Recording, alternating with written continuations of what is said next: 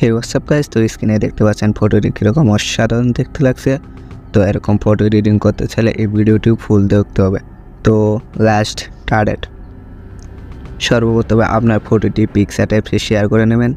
Share করার পর তারপর ইফেক্ট বাটনে ক্লিক করুন। ক্লিক করার পর তারপর ব্ল্যাক অ্যান্ড হোয়াইট বাটনে ক্লিক করুন। ক্লিক করার পর ব্ল্যাক অ্যান্ড হোয়াইট ইফেক্টটি অ্যাপ্লাই করে দিন। অ্যাপ্লাই করার পর তারপর ইরেজ বাটনে ক্লিক করুন। ক্লিক করার পর তারপর বাম পাশে ব্যাকগ্রাউন্ড বাটনে ক্লিক করুন। ক্লিক করার পর তারপর আবারও রিকভার ব্রাশে ক্লিক করুন। ক্লিক করার পর তারপর হাইটনেসকে হালকা বাড়িয়ে আপনার চুলের উপরে ড্র করে দিন। ড্র করার পর তারপর ড্র করা কমপ্লিট হলে তারপর রাইট বাটনে ক্লিক করুন। ক্লিক করার পর তারপর এখানে মার্জ বাটনে ক্লিক করে মার্জ করে দিন। করার পর তারপরে কালার্স বাটনে ক্লিক করুন। ক্লিক করার পর কালার্স বাটনে ক্লিক করার পর তারপর ইরেজ বাটনে ক্লিক করুন। ক্লিক করার পর তারপর পার্সন বাটনে ক্লিক করুন। ক্লিক করার পর তারপর ইরেজ বাটনে ক্লিক করুন। ক্লিক করার পর তারপর হাইটনেসকে হালকা বাড়িয়ে দিন।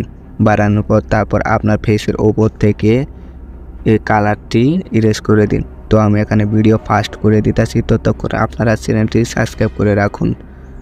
তো এখানে ড্র করা ইরেজ করা কমপ্লিট। তো ইরেজ করা হয়ে গেলে তারপর রাইট বাটনে ক্লিক করুন।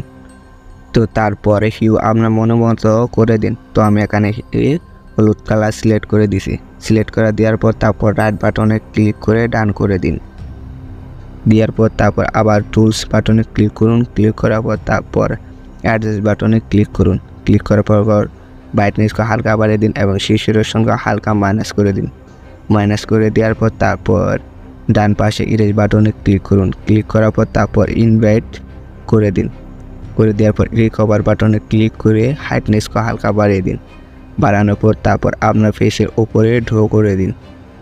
তো আমি তাড়াতাড়ি ড্র করে দিয়েছি, ততক্ষণ আপনারা চ্যানেলটি সাবস্ক্রাইব করে রাখুন।